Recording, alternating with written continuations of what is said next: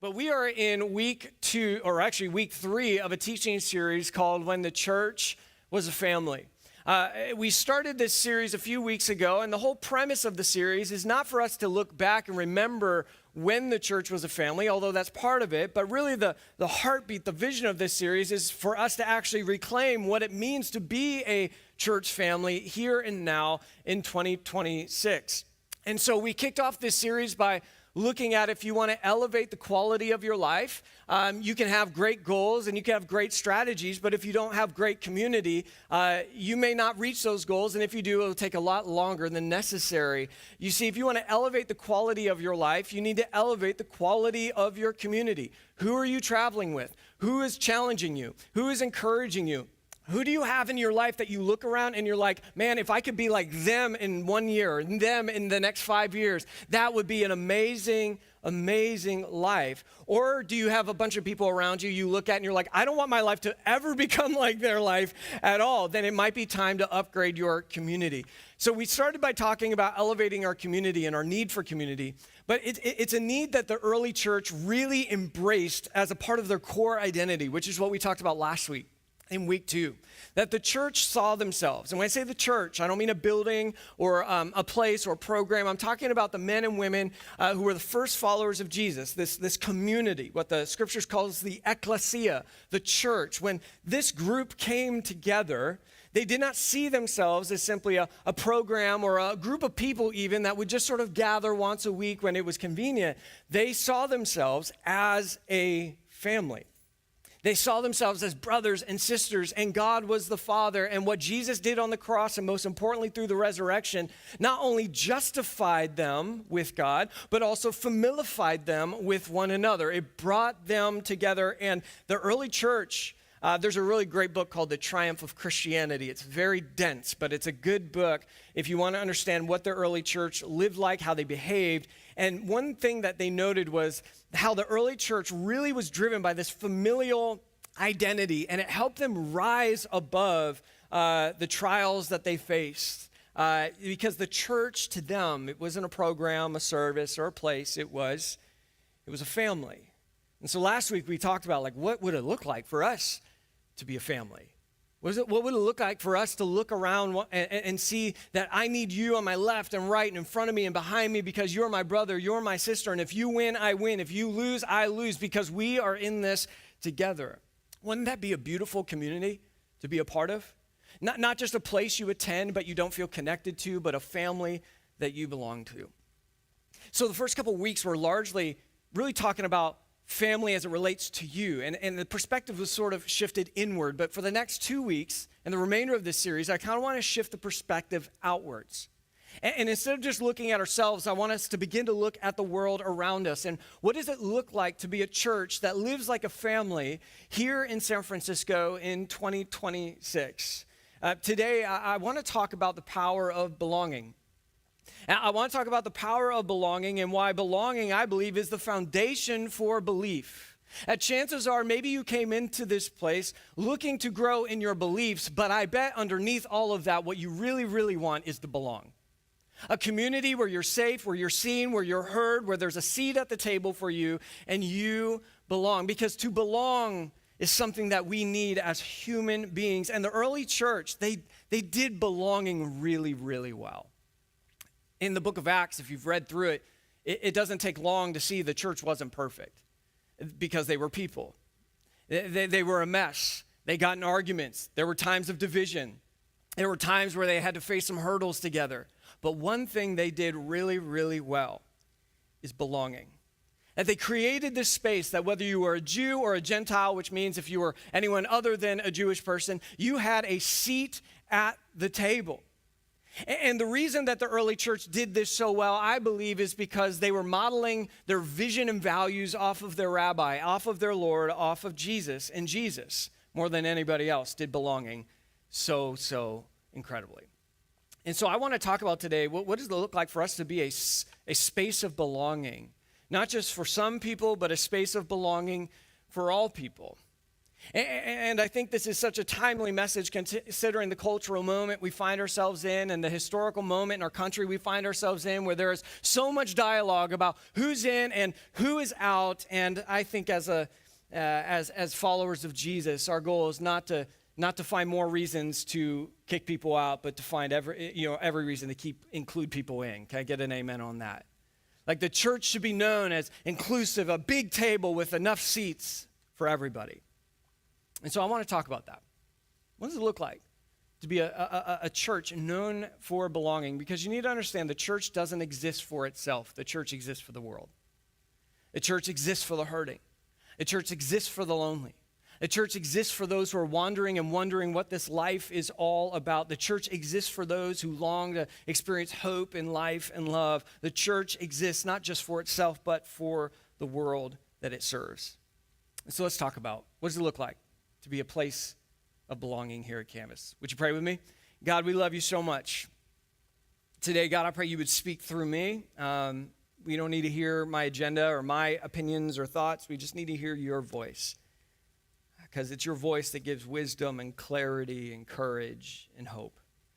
So, God, this morning we invite you into this place. We invite you to meet each and every one of us where we are. And God, today I pray you would give us, as a church family here today, that you would give us a vision that aligns with yours. Help us to show up in this world and love people just as you showed up and just as you love people. God, we love you, and I pray for every 49ers fan right now in grief. In Jesus' name, everybody said amen. So as a part of being a pastor, you have a lot of jobs, and one of the jobs is that I have the opportunity to coach couples who are about to get married, and it's really fun sitting with a couple who's recently engaged, and they're just so in love, and they're talking about their wedding, and they're planning their wedding, and it's fun for the most part. But if you've ever planned a wedding, you know it also can be really, really stressful to plan a wedding, right?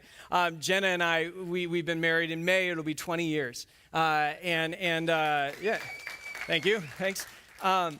We were 19, and it was an easier time to get married, let me tell you, because this will date me a little bit. Pinterest wasn't around whenever we got married. Social media wasn't really that big of a thing when we got married. And there's so much comparison now, right? Like now everyone is showing their wedding video that was directed by Steven Spielberg, and it's this epic film about their big day, and I love it. I have no problem with it, but I'm sort of glad I didn't have any of that when I got married, because there was no pressure. There was no comparison off of someone else's highlight reel, right? Like we just got married. We were 19 and we were broke anyway, so we couldn't do any of that. But now it's just this very stressful endeavor for a lot of couples. And the most stressful part maybe isn't finding the right venue, though that can be stressful. It's not the food. It's not determining the colors of the flowers. The most stressful part is not even your future mother-in-law, though that's probably top 3. But one of the biggest areas of friction that I see with couples as they're planning their big day is determining the guest list, right? Like determining who do we invite, which of course means who do we not invite. And have you noticed, if you've gotten married, your family members have a lot of opinions who should be at your wedding. And so you're asking, who do we invite? Who do we leave out? Who gets a +1? Who definitely does not get a +1? Like who do we you can come and that's it. Where do we seat them, right? Who do we seat far from one another, just to avoid any drama whatsoever? The guest list, it creates some tension because it forces you to draw lines, and lines always create tension. And interestingly enough, I think that the tension of creating these lines, it doesn't stop at weddings. It sort of shows up again and again wherever humans gather meaningfully, right? Like these lines get drawn. I mean, remember junior high? And you were like, what table am I going to sit at? And who are my people going to be? Right? Like these lines are being drawn, but we see it in the workplace as well. Unfortunately, we even see lines being drawn in places like the church. Maybe some of you have experienced that before. Maybe you were on the other side of the line that a church drew.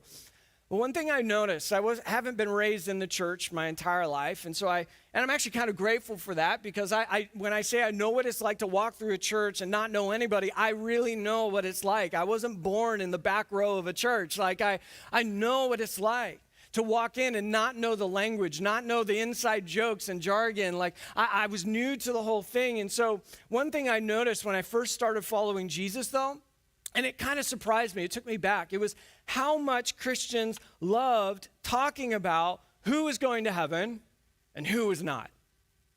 Like it was one of my first experiences in the church that sermon after sermon after sermon was like, okay, who's in and who's out? And how do you get in if you're out? And once you're in, do you stay in or could you ever get out? And if you ever are kicked out, is there a way to get back in? And I don't know about you, I just found the whole conversation really stressful. And not only did I find it stressful, but what surprised me was that as I started reading the stories of Jesus, Matthew, Mark, Luke, John, which are the first 4 books of the New Testament, which are sort of the biographies of the life and teachings of Jesus. As I read these as this new follower of Jesus, what struck me is that it didn't seem like Jesus was ever trying to find more ways to make the guest list smaller. But it always seemed like Jesus believed and even enjoyed adding one more person to the guest list, even to the chagrin of others who thought that person shouldn't be allowed in. In fact, I'm convinced, now following Jesus for over 20 years, I'm convinced that when I get to heaven, whatever heaven's going to be like or look like, I don't know, but I think I'm going to be surprised at who's there. Because I don't think my problem is that I will overestimate how good God is. I don't think my problem will ever be that I overestimate how loving and how gracious and how good God is. I think my problem is, and maybe yours, but I know for sure me, is that I will probably underestimate how good and how loving and how gracious God actually is. That I think I know how loving God is, but when I experience his presence firsthand, face to face, I will find out that I only knew a fraction of how good and great this God really is. I think I'm going to see people who thought differently than me. I'm going to see people who voted differently than me. I'm going to see people who look differently than me. And this is hard for me to say out loud, but I think maybe even a Lakers fan is going to make it there. Maybe. We'll see. We'll see how gracious God really is. And if you're hearing me say that, and if that surprises you, or the notion of heaven being full of people you didn't think would make the cut offends you, then you're really going to struggle with the stories of Jesus. And you're really going to struggle with the story that I'm going to tell today, found in the Gospel of Luke. Because when you read the Gospels carefully, Jesus was never, ever condemned for who he kicked out. Not once. But he was condemned for who he let in. Jesus was never condemned for who he kicked out, but he was condemned for who he let in, which brings us to me one of the most revealing stories, one of my favorite stories in the Gospels, the story of an interaction between Jesus and a man named Zacchaeus in Luke chapter 19. Luke chapter 19, verse 1, it says this: Jesus entered Jericho and was passing through. And there was a man named Zacchaeus. He was the chief tax collector in the region, and he had become very rich. He tried to get a look at Jesus, but he was too short to see over the crowd. And so he ran ahead and climbed a sycamore fig tree beside the road, for Jesus was going to pass that way. Now, we need to pause here for a second, because it's really important, and if you've heard this story before, you've likely heard this, but very important that we all are on the same page here. Zacchaeus was not liked at all. In fact, this guy was hated by the first audience. The audience listening to the story that Luke is telling here, they would have hated this man Zacchaeus. And when Luke goes through in detail what Zacchaeus does for a living, it's not because he thinks you should just know that because it's just really interesting. He's saying you should know that because these are all the reasons we don't like this guy, right? Luke tells us that he's a tax collector, but not just any tax collector. We're told that he is the chief tax collector. And not just the chief tax collector, but we're told by Luke that he was very rich because of what he did. Why does this matter? Why does Luke have such beef with accountants? What's his deal, right? Tax collectors in the world of Jesus were collaborators with Rome. Why does that matter? Because Israel had been under the boot of Rome for generations now, that Rome was their persecutor. Rome was their enemy, which means if you were a chief tax collector, that means you were in bed with Rome. You had partnered with the enemy. You had participated in their crushing work and their injustice. And not only was he partnered with Rome, you know what's even worse? He was making a good living off of it. I mean, it's one thing if someone is bad, but isn't it a whole nother frustrating thing when someone benefits from their badness?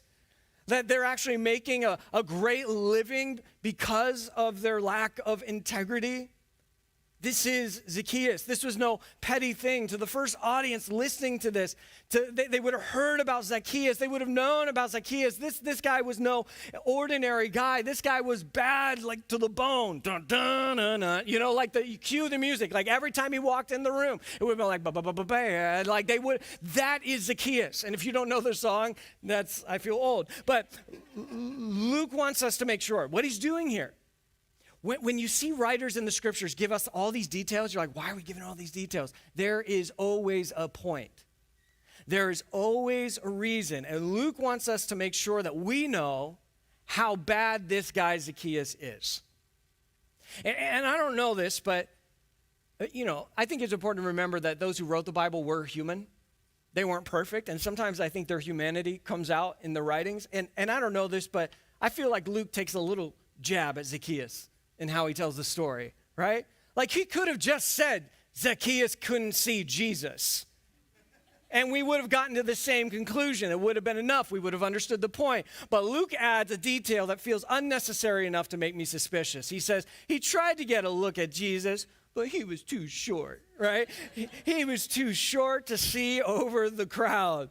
I imagine Luke laughing to himself as he wrote that, like, take that, Zach. Now everyone will know that you are morally compromised and vertically challenged. I just think there's this little humanity leaking out. But then that leads to the tree. I mean, this is a grown man, a powerful man, a wealthy man. I mean, he's climbing a tree like a little kid. I mean, what would you do if you walked outside today and you saw Jeff Bezos in our palm tree out there? He's like, I just wanted to see what's going on. You'd be like, that's weird. Seems like beneath you a little bit. And that's what Zacchaeus does. Why? Luke tells us, because he wanted to see who Jesus was. Now, I think it's really, really important that you understand that in this moment, it's not like Zacchaeus was a follower of Jesus. Zacchaeus had not surrendered his life to Jesus. Zacchaeus had not repented. He just wanted to see. He was just curious. And here's where this story starts to confront the church. And when I say the church, I don't only just mean like this church, but I mean like the global church, especially in the West. And that is that somewhere along the way, it seems that we have decided that certainty was the highest spiritual value. That certainty was like the truest metric of how strong your faith was. That faith meant confidence without questions. That doubt was dangerous. That curiosity was suspicious. And we learned how to sort of clap for certainty, but we've become cautious of curiosity. In fact, it even seems, not just in the church, but in culture at large, maybe you've noticed that we've even elevated certainty over competency. Like if you can just sound certain enough, even if you're not actually competent in what you're saying, you are certain about, people will applaud you. People, well, it sounds like he knows what he's talking about, so I guess we'll just believe him. Strong opinions get platforms. Confidence gets rewarded. The loudest voices get heard, and humility and curiosity gets quietly sidelined, and oftentimes even in the church. And if you ask too many questions, people get nervous. If you admit that you're unsure, people start feeling a need to start fixing you. And yet curiosity has this funny way of showing up all over the Gospels and in the stories of Jesus. And what we can conclude, or at least what I feel we can conclude when we read the Gospels, you read them for yourself and draw your own conclusions, but for me, what I see again and again in the Gospels is that curiosity has this really unique way of leading people to Jesus. That curiosity has this really beautiful way of leading people to Jesus. Curiosity may have killed the cat, but according to the Gospels, curiosity might lead us to the heart of God. See, Zacchaeus, he doesn't have a statement of faith. He doesn't have a belief system. In fact, what Luke tells us, his moral compass is quite broken. He just wants to see. He's just curious. And apparently that's enough for Jesus to stop. But not only did Jesus stop, Jesus didn't shame him. See, it's important to look at what Jesus did. It's also important to look at what Jesus didn't do. So when you have this man, Zacchaeus, who has very much a past and some hang-ups, he's curious about what Jesus is all about, Jesus at not one point scolds him or shames him for his curiosity. You see, you need to understand, while certainty might have some value, it obviously didn't have enough value to make the fruit of the Spirit. In Galatians chapter 5, verse 22, the author, Paul, he's telling us this is what a follower of Jesus looks like. This is the fruit their life should produce. And I find it interesting that love, joy, peace, patience, kindness, goodness, faithfulness, gentleness, and self-control made the list, but certainty didn't. Like Paul at no point said, if you're really a follower of Jesus, if you're really serious about your faith, then you should have no questions, no doubts, no concerns, no curiosities. And I don't know about you, I'm very relieved by that because I have more questions than answers. I don't know about you, but there are some things in my faith that I'm still wrestling with. And maybe you're here today and you thought you shouldn't be here today because you had some doubts that you were bringing in here today. And I just want you to know, if you're bringing a doubt in here, you are in the right place. The church should be the safest place to be curious. The church should be the safest place to ask questions. This church should be the safest place to wonder out loud, because life in God is pretty complex, is it not? And what I love is that Jesus wasn't afraid of any questions, including yours. See, faith often begins with curiosity that refuses to quit. I am not very concerned about the curious person, but I do get concerned about the certain person. The person who has no questions. The person who is just certain that this is how it is. End of statement. That person concerns me more than the curious one, because the curious one at least is opening up their soul to wonder, to truth, and to a God that's bigger than themselves. Zacchaeus, he didn't climb the tree because he had all the answers. He climbed the tree because he didn't have the answers, and he was hungry to know what truth looked like. He was hungry to encounter Jesus.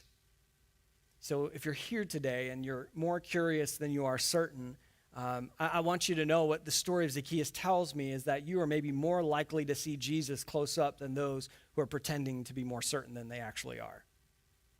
And if you're here today and you're like, man, I'm just wrestling with my faith, oh, I have such good news for you. You're the first person Jesus would want to meet with. This story continues in verse 5 of Luke chapter 19. It says, when Jesus came by, he looked up at Zacchaeus and called him by name. Zacchaeus, he said, quick, come down. I must be a guest in your home today. Zacchaeus quickly climbed down and took Jesus to his house in great excitement and joy. And this is sort of the moment where everything shifts in the room. Jesus doesn't wave, he doesn't nod, he doesn't teach Zacchaeus at a distance. He doesn't say, hey, we'll talk later. He calls Zacchaeus by name, which is pretty awesome because Zacchaeus and Jesus, to our knowledge, had never met. So which means Zacchaeus was already known, even though Zacchaeus was just getting to know Jesus. As Jesus already knew Zacchaeus. Before Zacchaeus ever climbed down the tree, Jesus had apparently already climbed into the story of Zacchaeus. And then Jesus does something deeply disruptive for the world that he was in. He invites himself over for dinner. And it's not like that was disruptive because it's rude. Like if I was like, hey, Jack, I'm coming over for dinner tonight. Hope you're ready. That would be a little weird. But it was disruptive because Zacchaeus was the last guy you would sit at a table with if you were a rabbi of Jesus' stature. You see, Jesus says, I must be a guest in your home. And it wasn't even someday. He didn't say, hey, I want to come to your house, but you need to clean up a little bit. He didn't say, hey, Zacchaeus, I really, really want to get to know you, and I want you to get to know me, but you need to clean up your life, and then we can talk about a relationship. No, this was a big deal. Jesus says, I want to go to your home today. I want to be with you right now, just as you are. And this was a big deal in the ancient world of Jesus because to sit at someone's table, it was called table fellowship. And table fellowship meant relationship. It meant trust. It meant shared life. You weren't just sharing a meal. You were actually exchanging trust and friendship and loyalty. To eat with someone was to, in a way, publicly align yourself with them. Which means Jesus isn't just risking criticism. He's actually willfully choosing it. He knows he's going to be criticized. He knows that the crowd is not going to like who he's having dinner with. And yet Jesus does it anyways. He isn't naive to how this looks to others. He knows what it looks like. He knows the optics. I'm sure his PR guy was really mad at him about what he was doing. And Jesus is like, I don't care. I want to be with Zacchaeus. And of course, Zacchaeus responds with joy, which makes sense, right? Imagine if you were being avoided your whole life. Imagine if everyone was whispering about you. Imagine if you knew the stories they were telling about you. Imagine if you were excluded. Imagine if you were being defined by your worst choices and worst moments. And then the most compelling person you've ever encountered doesn't lecture you, scold you, or shame you.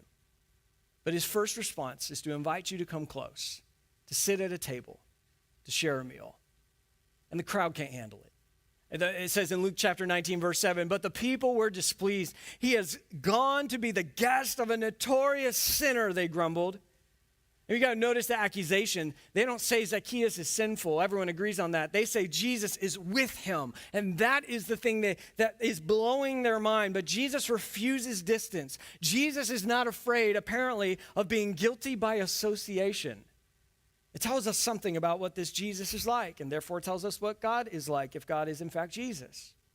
In fact, one thing that is abundantly clear when you read the teachings and life of Jesus in the Gospels is that people nothing like Jesus really liked Jesus. And Jesus liked people who were nothing like him. Like people nothing like Jesus really liked Jesus. That's surprising maybe, but what's really surprising is that Jesus seemed to really like people who were nothing like him. And this challenges me as a follower of Jesus, and maybe it should challenge you as well. Do people who are nothing like Jesus like you? And if people like nothing like Jesus don't like you, then you have to wonder, am I living like Jesus? Because people nothing like Jesus like Jesus. Jesus liked people who are nothing like him. Are you tracking? Like if we are followers of Jesus, I believe Christians should elevate every room that they're in. The atmosphere should change in the most positive sort of way when Christians enter the room, especially if there's people in there that are nothing like Jesus. They're like, I don't believe what they believe, but I love how they live. See, Jesus, he didn't sanitize the room. He didn't manage his image.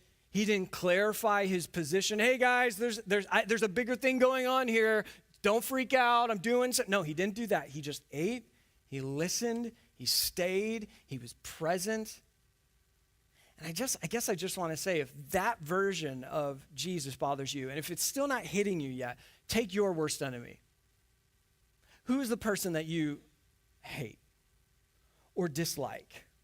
Maybe it's someone you know, an old friend. Maybe it's someone in our world or our culture, someone we see in the news, and you're like, if there was the last person I could see Jesus would sit with, it would be them. What this story tells us is the last person you think Jesus would want to have a meal with is probably the first person he'd choose. And if that bothers you, that this Jesus would hang and be with people with hang-ups and addictions and real messes, then we have to ask this really hard question. Do we actually know Jesus? Like, do we actually know the Jesus that is found in the scriptures, the Jesus who invited himself over for dinner to the last person anyone would think a rabbi would want to share a meal with? Verse 8, the story continues. It says, meanwhile, Zacchaeus stood before the Lord, and we don't know how much time transpired, but apparently something happened in between the coming down the tree, the meal, and this moment right here. It says, meanwhile, Zacchaeus stood before the Lord and said, I will give half my wealth to the poor, Lord, and if I've cheated people on their taxes, I will give them back 4 times as much.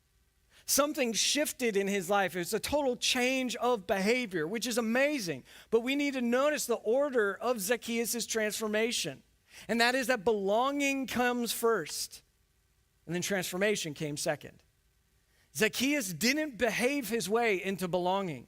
He belonged, and as he belonged, his behavior began to be transformed. Zacchaeus doesn't repent to earn the meal. He repents because he was given dignity. Belonging doesn't reward transformation, but this tells us that belonging creates the conditions for it. That as we create spaces of safety and belonging, even for those, especially for those with hang-ups and addictions and brokenness in their past, that when we create a space of belonging, we've created an environment where belief can begin to grow and can begin to flourish. My fear is that in many churches, though, we've reversed the order. Instead of belonging to believe, we go, you need to believe to belong. You need to check the boxes. You need to agree with us on our doctrinal convictions. You need to read the Bible the same way that we read the Bible. And if you check this box and that box and another box, then, hey, congrats, you belong. Pull up a seat. But I just think Jesus did it the other way. He said, pull up a seat. You belong here. You're safe here. And as they belonged, not only their behavior, their heart began to be transformed. Jesus responds in verse 9. He says, salvation has come to this home today. Can you believe it? Everyone there watching is like, what is Jesus saying? This is Zacchaeus. If Zacchaeus can get saved, anybody can. Maybe that's the point. I don't know. But he says, for this man has shown himself to be a true son of Abraham. There's that family language again.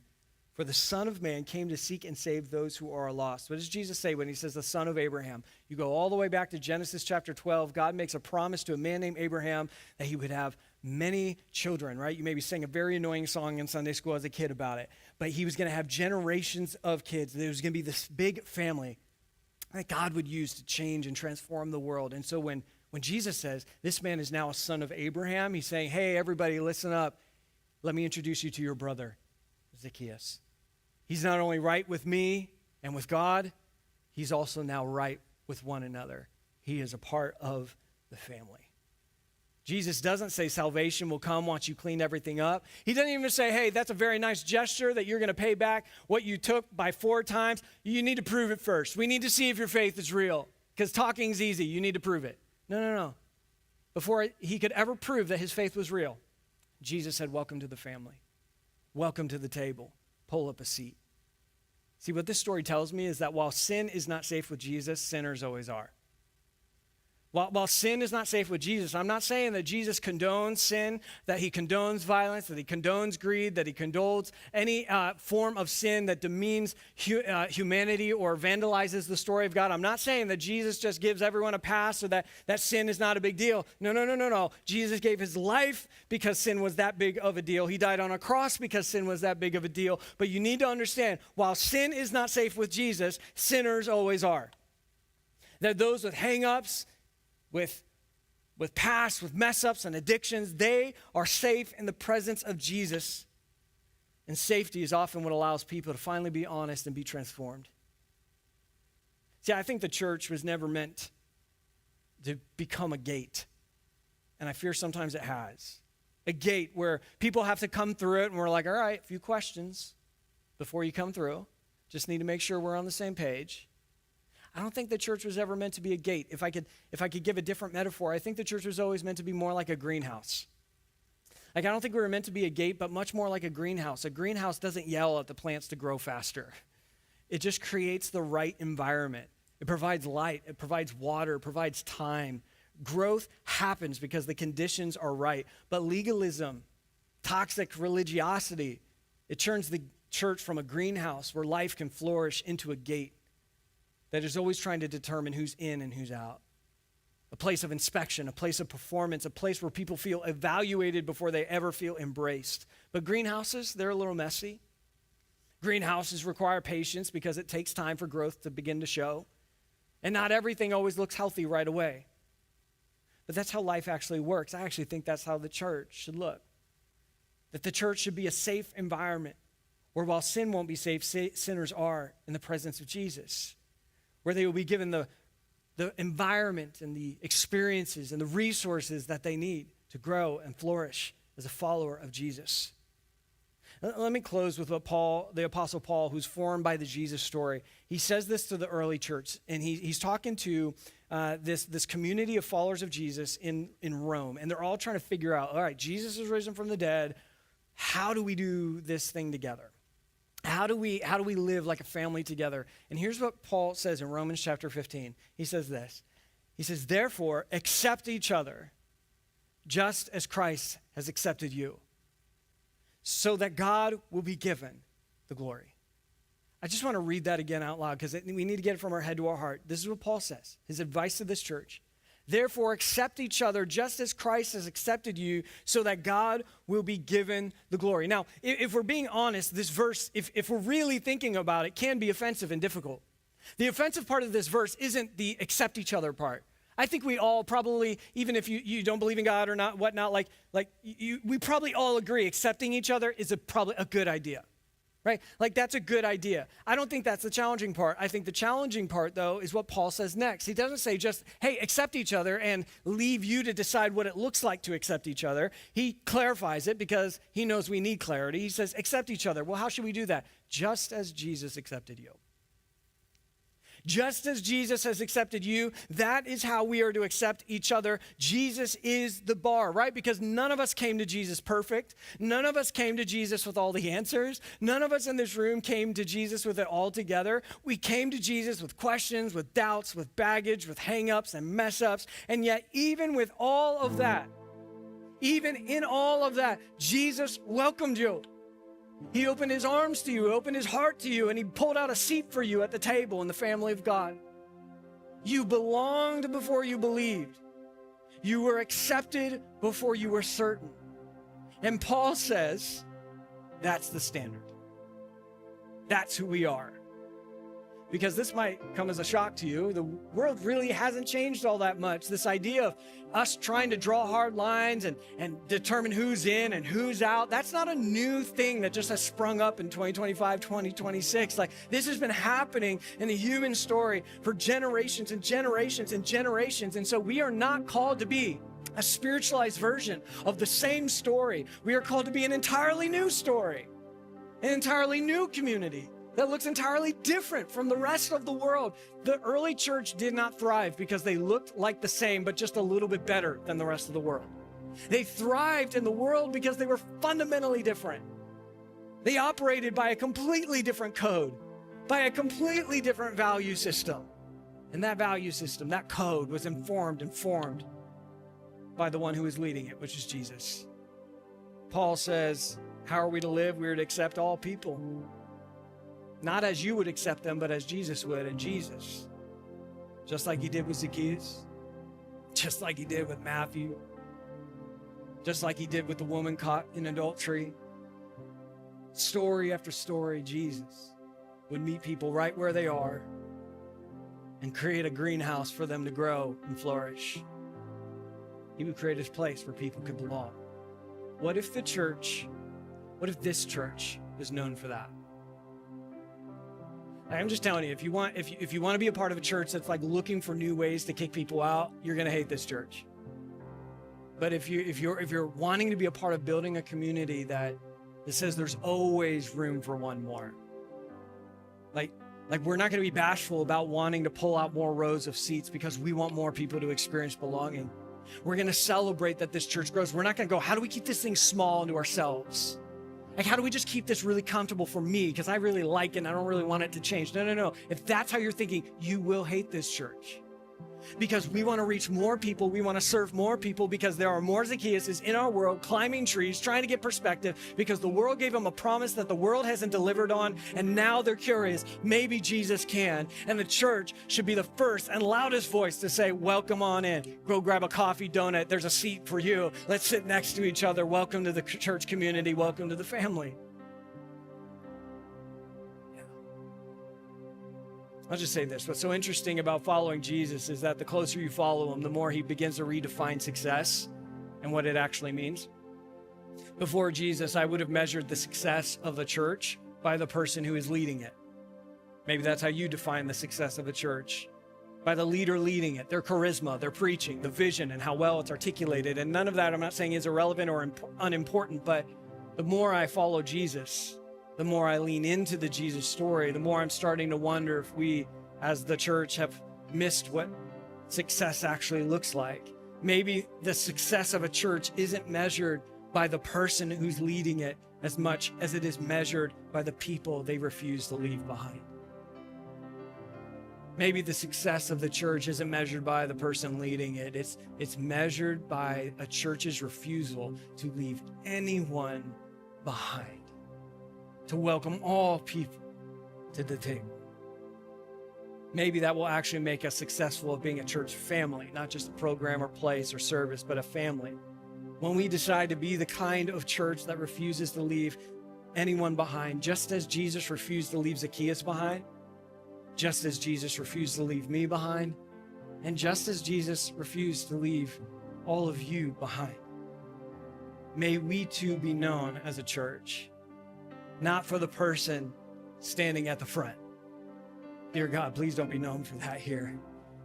But may we be known as a church for the people that we refuse to leave behind. Would you pray with me?